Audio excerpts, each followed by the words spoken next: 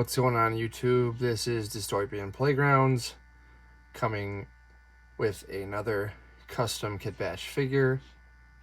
This one slightly more complicated than ones I would normally do. This is a Yarkora dock worker, and it is heavily inspired by what is essentially, I think, a plumber from a fellow Instagrammer, Chris Payne. And he had a version that had a similar vest, and the whole Kit Bash base parts are kind of off his recipe. I just chose to do a few things different as far as accessories and how I finished him up.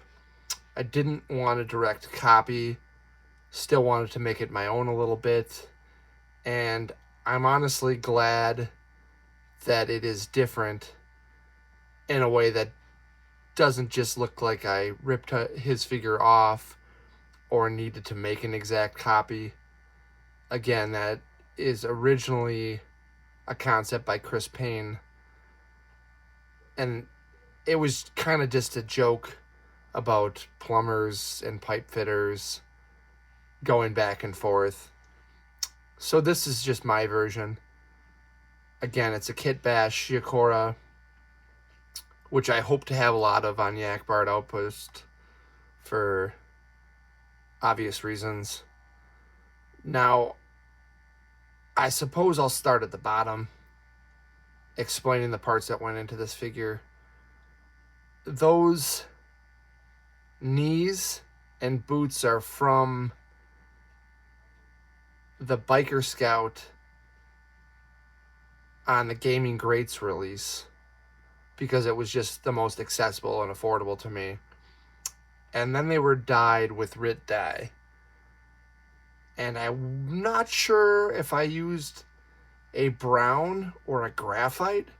I just wanted to get them darker than the white.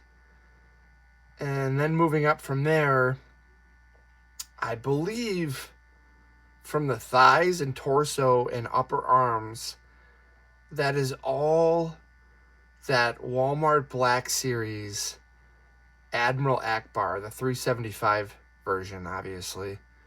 And again, that went into either a graphite or a brown RIT dye, just until it was not blatantly white. I didn't want it to be over the top black, which I felt would lose a little bit more of the detail, which is probably hard to see on the screen anyway. I will probably add some additional weathering so that it doesn't look so dark. Luckily, the pockets, whether they were painted or just a different type of plastic attached onto that piece, they're still pretty light. They probably got darker and, they're more defined. So he has a distinct utility belt, which is good. And then the forearms and hands are still a Yarkora Yak Face figure. His accessory that he has in his hand is the welding torch from a Power of the Jedi? Yes, the Power of the Jedi Chewbacca, where he's doing repairs on the Millennium Falcon, I believe. Now, it's a little bit harder for me to recall because I just had this in my parts bin. I believe that's where that originated from. That one was just in a parts bin. I buy a lot of collections and do a lot of collection part outs to get rare figures I need and supplies to make my customs. So I believe that is the Power of the Jedi Chewbacca that came from. And he also had some welding goggles with that figure.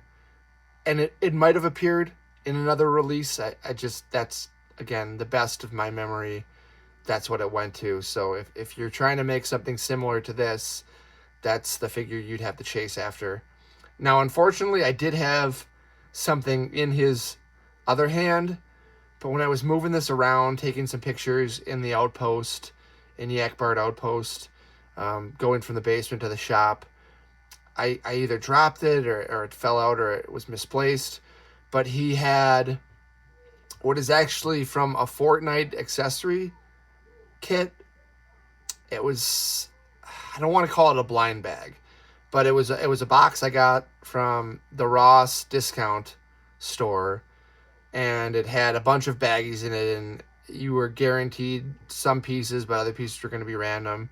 So I opened it, and I don't know if it's supposed to be some sort of detonator or some sort of tank, but it looked like some sort of detonation device. And, you know, I gave it to this character as sort of a tank, and I kind of figured that it would be, his welding gas for his torch, or some sort of repair part for something he's working on in the outpost or the docks.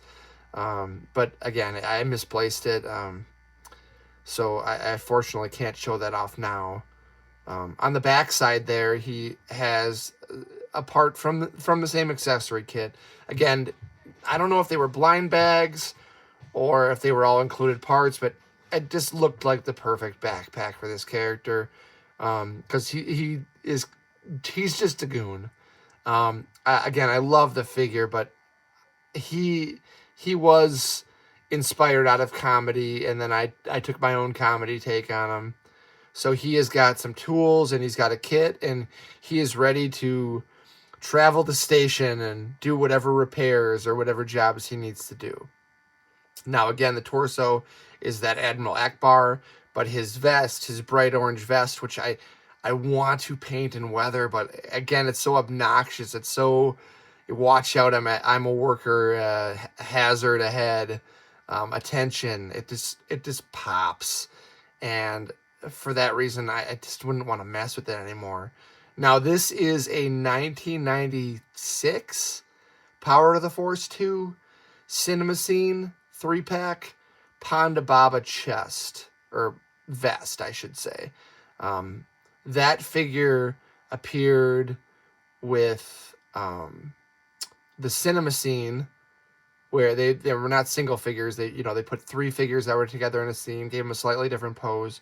So they did make a regular Ponda Baba, and this one was a little bit more stylized with his weapon drawn, and the vest has a more waviness to it because they were meant to be action poses. They were meant to not necessarily be a toy that you would play with as much, even though they did have some unique characters. It was basically just the motion, the cinema scene of it. So I liked that better. And I actually found that vest first when I was getting all the parts for this custom. So I sort of went with it. And if I'm not mistaken, I might have shaved the top of the vest to fit around that Admiral Akbar figure, but I'm having trouble recalling how much modification I need to do to some of these parts to make them work. Obviously, most of these things don't just fit inside of each other. You need to heat things up or drill things out. Luckily, the arms and forearms and legs, most of that was just some slight heat and a little bit of sanding down, and they go together and they hold a pose. The neck with the Yarkora yak face head to the Akbar body, it's not perfect. It needed to be resculpted a little bit and a little bit of filler. So since he's not needing as much articulation up there, he's, I don't want to say static, but limited articulation, even though you can move the head. I did not mess with the facial hair. I think Chris Payne's version, it is a black facial hair, and the neck hair and the ear hair. I could be mistaken. I'd have to look it up again. But I just kept it the regular yak face hair. I kind of wanted to do a Nigel Thornberry kind of thing, give him this blaze orange or red hair, but I figured with the vest, maybe I just didn't want to do too much. And then I think one of my favorite parts is I believe it's a Marauders Inc. Ball cap. I don't think it's the one from the Rebel Fleet Trooper, because this is like a tan or kind of like a military olive color for the cap, and it just fit perfectly on his head, even though it's not a humanoid at all. It's not a human wearing this hat, but yet it fits so perfect on his crown, and the way it comes over his skull structure above the eyes. It's just, again, he's a running joke, and I hope that when I get into the narratives of it, there's some really fun stories with the Maniac Bard. For right now, it's just, again, a custom that another Instagrammer inspired me with, and I thought about it for a long time about how I wanted to do my version, and this is just how it came out. And aside from that little missing accessory I wish I could have shown off, he's pretty much complete. This is basically going to be his look. There might be a few other tweaks, like I said, with weathering, but this is the figure parts I'm using, and I just expect him to get into some mischief. So if you were inspired by this, or you had any thoughts on what I did or any other questions, you can drop those comments below. Otherwise, if I can get a like on this, it'll really help the channel. If you could subscribe, there'll be plenty of more customs I hope to share, and you can hit the bell for alerts on those. And thanks for watching.